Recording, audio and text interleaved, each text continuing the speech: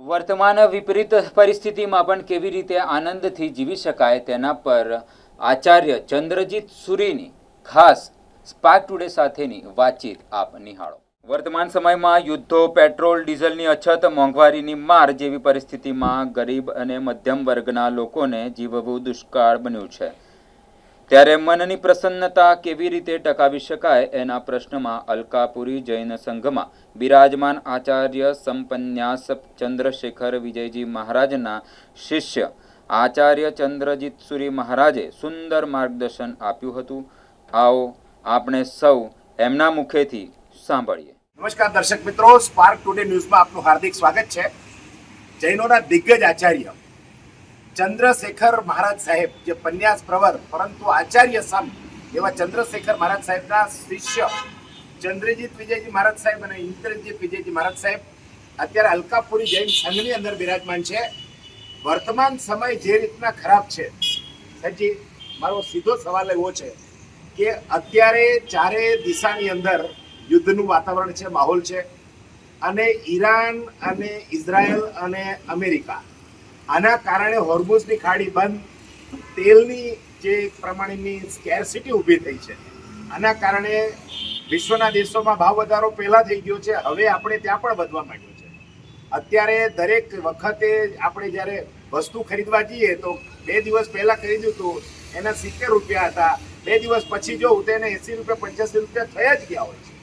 આટલા બધા ભાવ વધારાની અંદર અને આટલી બધી ભીષણ મોંઘવારીમાં લોકોને કેવી રીતે જીવવું, સામાન્ય માણસને, આ એક અતિ દુષ્કર સમસ્યા છે।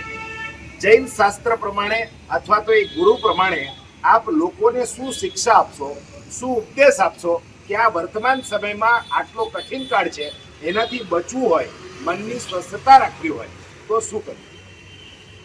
देखो, युद्ध જે કોઈ ચાલી રહ્યા છે એના મૂળની અંદર, હકીકતની અંદર કોઈ આ પાવરની ગેમ નથી, આ પેટ્રોલની ગેમ ચાલે છે। વિશ્વની કહેવાતી મહાસત્તા તેલના તમામ ભંડારોને પોતાના કબજામાં લેવાનો પ્રયત્ન કરી રહી છે અને પરિસ્થિતિ એ ઊભી થઈ છે કે જ્યાં આગળ પાવરની જરૂરત છે એના કરતાં વધારે એની પાસે પુણ્ય આવી ચૂક્યું છે અને એ પુણ્યને કારણે આજે એ પાવરનો દુરુપયોગ થઈ રહ્યો છે અને દુરુપયોગ થવાના કારણે 8.5 અબજ માનવો વર્તમાન સમયની અંદર એક ગંભીર સમસ્યાઓની વચ્ચેથી પસાર થઈ રહ્યા છે। સદભાગ્ય થોડુંક ભારતનું બચેલું છે, કારણ કે ભારતની સરકાર અને ભારતના કહેવાતા નેતાઓ પ્રજાને ધ્યાનમાં રાખી અને કેટલાક ડિસિઝનો લેતા જાય છે, છતાંય એ નેતાઓને પણ દેશના ભાવિનો વિચાર કરી અને કેટલીક બાબતોની અંદર ના છૂટકે કેટલાક નિર્ણયો લેવા પડતા હોય છે। જેમ તમે કીધું એમ, મોંઘવારી વર્તમાન સમયની અંદર પ્રજાને સતાવતો સૌથી મોટો સવાલ છે, છતાંય હું એવું માનું છું કે ભારત આ સમયની અંદરથી પણ બહુ જલ્દી બહાર નીકળી જશે, કારણ કે ભારતના લોકોને વધુમાં પણ રહેતા આવડે છે, ઓછામાં પણ જીવતા આવડે છે।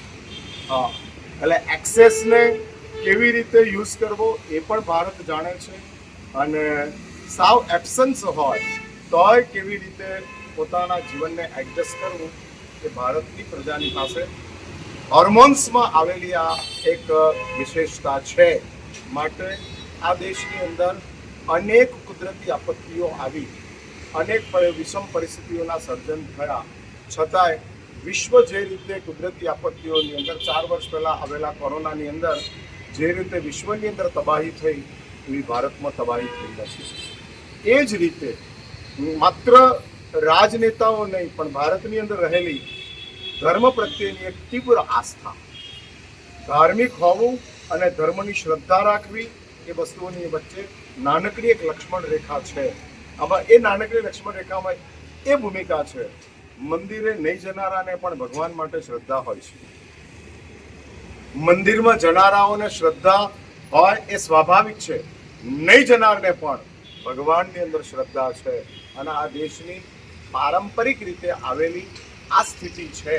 માટે આ મોંઘવારીની અંદર તમે જો મને માર્ગદર્શક તરીકે પૂછતા હો તો હું બહુ સ્પષ્ટ માનું છું કે અત્યારે પૈસાને સાચવવાનો સમય છે, વાપરવાનો સમય નથી. જો તમે સાચવી રાખશો તો એ તમને સાચવી રહેશે. વર્તમાન સમયની અંદર ભૂતકાળ એવો હતો કે જેમાં પર્યાવરણમાં પાણી પવન જ આવતા હતા.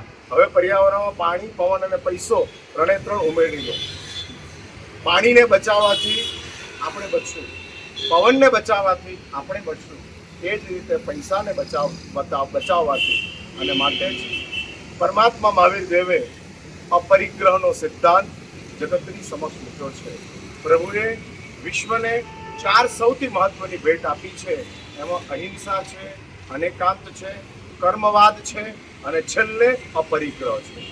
અપરિગ્રહનો અર્થ જ છે કે જરૂર નથી તો લાવો મત.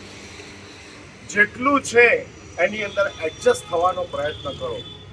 જરૂર પૂરતું લાવો તો સેટ થવાય, ઓછું હોય તો એડજસ્ટ થવાય. સેટ થવા માટે સુવિધા જોઈએ, એડજસ્ટ થવા માટે સમજ જોઈએ.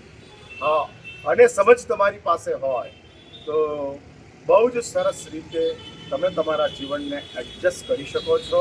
અમારે ત્યાં એવી એક વાત આવે છે અને બતાડાય છે કે લોકો બધું જ લેતા જાય અને છતાં માણસ આનંદમાં રહી શકે એવી ભૂમિકાને અમારે ત્યાં બતાડે. ગૌતમ બુદ્ધ અને એનો શિષ્ય આનંદ, એની વચ્ચેની એક નાનકડો વાર્તાલાપ આવેલો છે અને આવેલા વાર્તાલાપની અંદર આનંદ પોતાના પ્રભુ ગૌતમને પૂછે છે કે પ્રભુ, સામેના ગામની અંદર મારે ઉપદેશ આપવા જવો છે. અને તે વખતે ગૌતમ બુદ્ધ કહે છે કે દોસ્ત, उधर तो सब अपने दुश्मन लोग, नास्तिक लोग रहते हैं और तू उधर उपदेश देने के लिए जाता है. प्रभु, वही तो अपना प्रयास है, अपने जो है आपके. સાહેબ, વર્તમાન સમયમાં જે પરિસ્થિતિ નિર્માણ થયું છે એમાં એક જૈનાચાર્ય તરીકે જૈન વ્યક્તિએ શું કરવું જોઈએ? આપણા શાસ્ત્રોમાં શાસ્તિ માટે કેવા પ્રકારના મંત્રોચ્ચાર કે આવું કોઈક બાથું આપ જૈન શ્રાવકો માટે આપી શકો? મારી દ્રષ્ટિએ પ્રાર્થના છે, મંત્ર જપ છે, આ બધું આપણી શ્રદ્ધાની ભૂમિકા છે. કેવી આપણી શ્રદ્ધા છે એ પ્રમાણે આ એક્ટિવ થાય છે.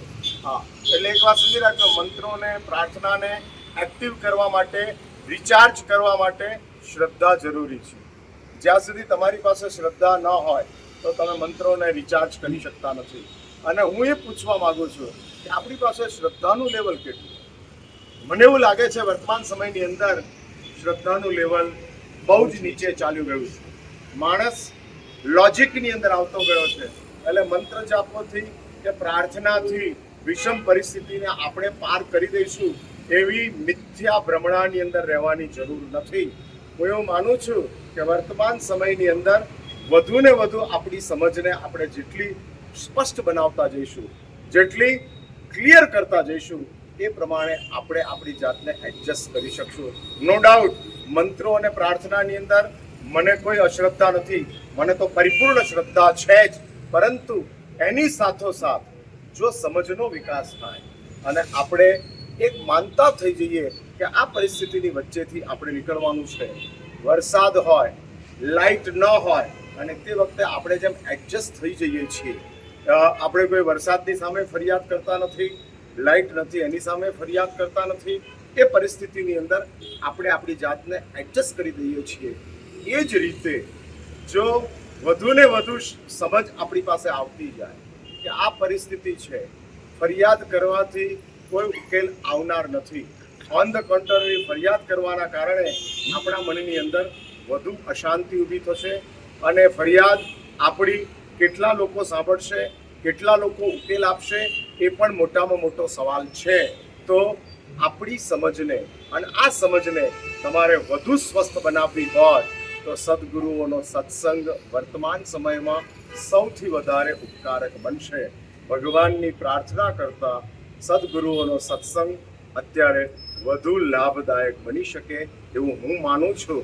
કારણ કે ભગવાનની પ્રાર્થના આપણા તરફથી થાય છે અને સદગુરુની પ્રેરણા એમના તરફથી આવતી જાય છે.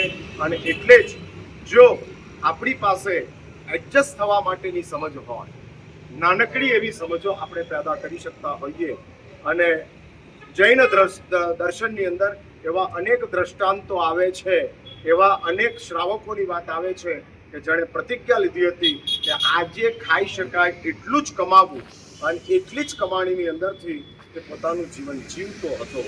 માટે વર્તમાન સમયની અંદર શોખને છોડી શિસ્તની અંદર આવો, વૈભવોને છોડી સાદગીની અંદર આવો અને વેહિકલ્સોને છોડી અને તમે તમારી પોતાની આંતરિક શક્તિઓને જાગૃત કરી અને વધુ ને વધુ વેહિકલ વિના, પેટ્રોલ વિના આપણે રહી શકીએ એવી પરિસ્થિતિનું નિર્માણ કરો. એટલે વર્તમાન સમયમાં ઈવી પણ કામના નથી, પેટ્રોલ વેહિકલ પણ કામના નથી. નોર્વેના વડાપ્રધાન જેમ સાયકલ ઉપર જાય છે એમ આ દેશના પ્રધાનમંત્રી અને મુખ્યમંત્રીઓ પણ સાયકલનો ઉપયોગ કરવા માંડે તો આપોઆપ પેટ્રોલ અને ડીઝલની ક્રાઇસિસને આપણે ટૂંક સમયની અંદર સંપન્ન કરી શકીએ તેમ છીએ. અને એ જ ભૂમિકાની અંદર આપણે જવું જોઈએ. એટલે છેલ્લો સવાલ, ઘણા બધા જૈનાચાર્યોએ આવી આગાહી કરી છે કે આવનારા 4-5 વર્ષ બહુ કપરા છે. જરૂર હોય તો તમારા જૂના ગામડાઓ હોય એમાં ઘર હોય તો ત્યાં અનાજ ભરી દો, પાણીની ટાંકી રિપેરિંગ કરાવી દો. આ શું છે 4-5 વર્ષનું? આપ જૈન શાસ્ત્રની દ્રષ્ટિએ આવું કંઈ જ્યોતિષની દ્રષ્ટિએ કંઈ છે? આપ શું માનો? દેખો, જ્યોતિષ એ મારો સબ્જેક્ટ નથી. એ સબ્જેક્ટ માટે તમારે બીજે ક્યાંક વાત કરવી જોઈએ. અને હું આવા બધા પ્રિડિક્શનોની અંદર બહુ વિશ્વાસ રાખતો નથી, કારણ કે ભૂતકાળમાં આવા ઘણા બધા પ્રિડિક્શનો થયા અને એમાં કોઈ પ્રિડિક્શનો સાચા પડ્યા એવું દેખાતું નથી. વર્ષો પહેલાં અમે જ્યારે મુંબઈની અંદર હતા, હું માનું છું ત્યાં સુધી 90s સમયની અંદર ત્યારે એવી ન્યૂઝપેપરમાં આવેલું કે અમેરિકાનું સ્કાયલેબ અને સ્કાયલેબ નામની લેબોરેટરી જે હતી કે જે અવકાશની અંદર ચાલતી હતી, એ આખી સ્કાયલેબ તૂટી પડવાની છે અને મુંબઈ ઉપર જ તૂટી પડવાની છે અને મુંબઈ આખું જલ શરણ થઈ જવાનું છે એવી જાહેરાતો થયેલી. 48 કલાક, 12 કલાક, 6 કલાક અને આ બધી જાહેરાતો થઈ.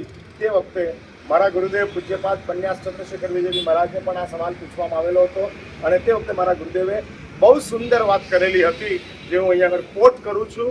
અને આજે પણ એ વાતને હું એટલી જ શ્રદ્ધાથી અને એટલી જ વ્યાજબી રીતે માનું છું.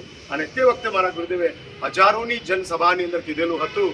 હવે ત્યાં આગળ એક અમારા મહારાજ સાહેબ હતા જેમનું નામ મણિપ્રભ વિજયજી મહારાજ હતું અને એ અમદાવાદ મુંબઈની અંદર વાલકેશ્વરની અંદર ચાતુર્માસ હતા અને એટલા ઘોર તપસ્વી, મહાસંયમી.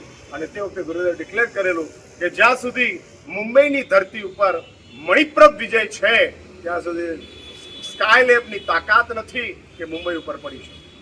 અને હકીકત એ જ થઈ. જાહેર થયું કે સ્કાયલેબ ક્યાંય વિખરાઈ ગયો ખબર નથી અને મુંબઈ સંપૂર્ણ સેફ છે. કશું જ મુંબઈને થયું નથી. ભારતની અંદર જે કોઈ આગાહીઓ થાય છે કે આ ભયંકર આપત્તિઓ આવશે, ભયંકર પરિસ્થિતિનું સર્જન થશે, પણ હકીકતની અંદર એવી કોઈ 50-55 વર્ષના ઇતિહાસની અંદર મને એવી કોઈ આગાહીઓ સાચી થતી દેખાઈ નથી. જે થયું છે એની કોઈ આગાહી કરી નહોતી અને જે થવાનું નથી એની આગાહીઓ ચાલ્યા કરે છે. એટલે એવી પરિસ્થિતિની અંદર 2000ની સાલમાં આવેલા ભૂકંપની આગાહી કોણે કરે છે? દક્ષિણ ભારતની અંદર આવેલી સુનામીની આગાહી કોણે કરી? કોઈએ કરેલી નહોતી. અને એકદમ બપોરના 4:30 વાગે હું બેંગ્લોરની અંદર હતો અને મને સમાચાર મળ્યા કે મદ્રાસના દરિયા કિનારા ઉપર સુનામી આવ્યું છે. લંકા અને મદ્રાસ સાઉથ આખું તકલીફમાં છે. કોઈએ જાહેરાત કરી નથી. હું તો આવી જાહેરાત કરનારા મહાત્માઓને હાથ જોડીને વિનંતી કરું છું કે આ રીતે જાહેરાત કરી અને નિર્દોષ અને ભોળા ડરપોક એવા માણસોને ડરાવવાની વાત છોડી દો. એને બદલે આવી પરિસ્થિતિની વચ્ચે કેવી રીતે મજબૂતાઈથી જીવવું એ શીખવાડવાનો પ્રયત્ન કરો તો આપણા તરફથી સમાજને ડર મુક્ત સમાજ બનાવવાનો એક ભગીરથ પ્રયાસ થશે. માટે જૈન સાધુએ તો આવી આગાહીઓથી બચતા જ રહેવું જોઈએ એવું મારું વ્યક્તિગત મંતવ્ય છે. તો દર્શક મિત્રો, આ હતા ચંદ્રજીત વિજયજી મહારાજ સાહેબ, આચાર્ય ભગવાન. આજે અલકાપુરી સંઘમાં બિરાજમાન છે અને વર્તમાન સમયની અંદર કેવી રીતે આપણે જીવવું જોઈએ જેથી આપણે આવનારી અસરોને ઓછી કરી શકાય એવું સુંદર માર્મિક વ્યાખ્યાન આપણને બધાને સંભળાવ્યું. આભાર.